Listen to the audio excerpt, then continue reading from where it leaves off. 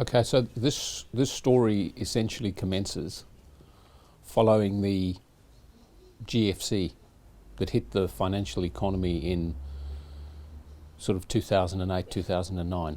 The GFC, for want of a better kind of description, was essentially caused because there was way too much debt and way too much leverage in the system, meaning there was just too much borrowed money and too much fantasy money and not enough real money and not enough real kind of capital. So as a result of this problem of over leverage and too much debt, the outcome of the GFC was really one of two possible directions that we could have taken.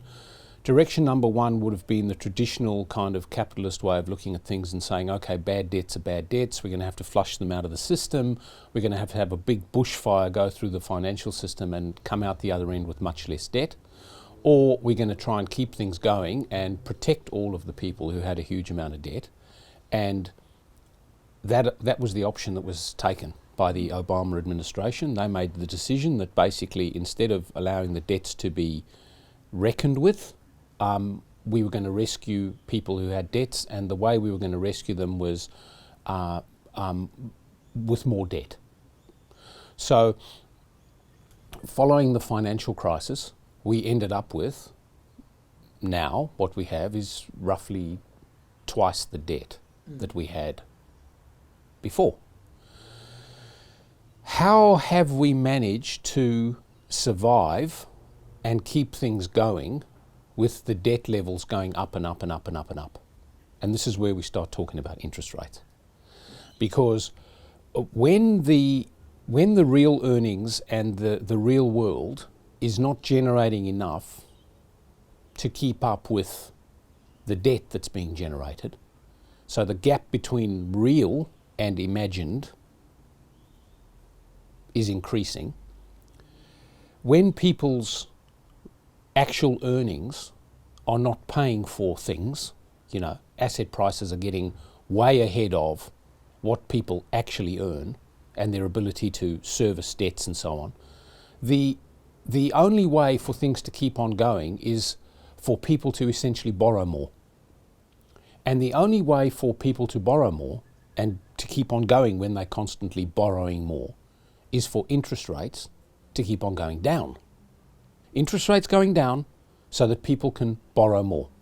And when I say people, I'm talking about everyone. I'm talking about governments, countries, corporations, institutions, individuals. I mean, you have a look around you. The price of things is going up in nominal dollars everywhere. But actually we hear all the time from the Reserve Bank, from the so-called gurus that run the place, that there's a real problem because wages aren't going up. How do you deal with it? You deal with it by more debt to fill that gap. How do you make that whole system work?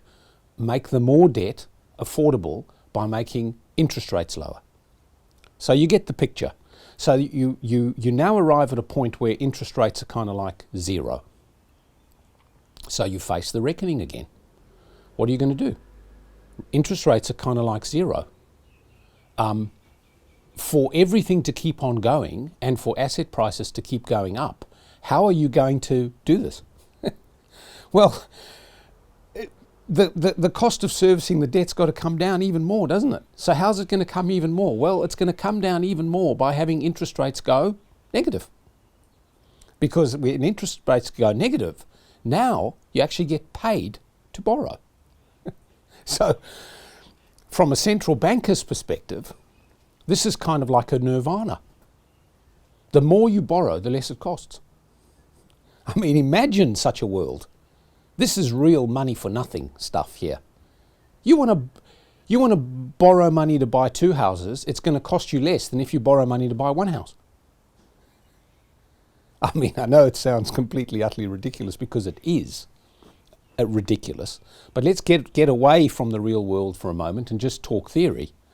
Okay, so interest rates go negative, and they are going negative, and now we have something of the order of 15 to 20 trillion dollars worth of debt in the world that's got negative interest rates. Before the GFC, there was zero. that had interest rates anything near zero. There were no loans with zero interest rates. Now we've got $15 trillion worth of loans with negative interest rates.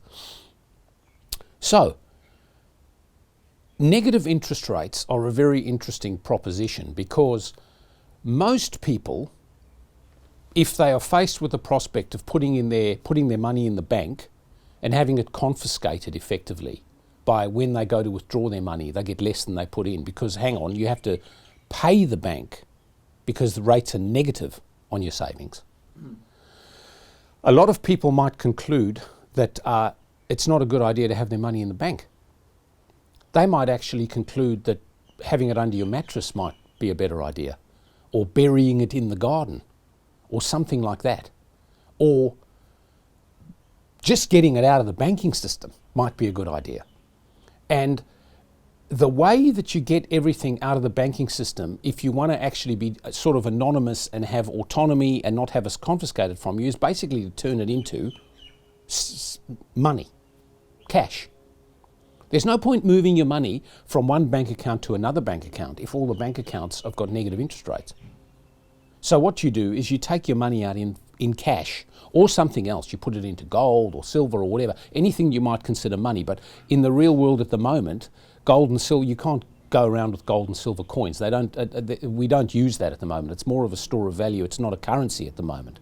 So taking money out of the bank in the form of cash would mean that if rates go too negative, we could end up with bank runs. People could actually take their money out of the bank. How do you stop that scenario in your central bank nirvana? The way you stop it is make it so that you don't have any cash. There is no such concept as cash anymore. Money is all digital. Money is all in accounts. Money can only be spent by tapping your card. Because if you remove cash, you can now impose whatever negative interest rate you like on a bank account, and the population has no choice. They have to put their money in the bank, and they have to spend their money with a means other than cash.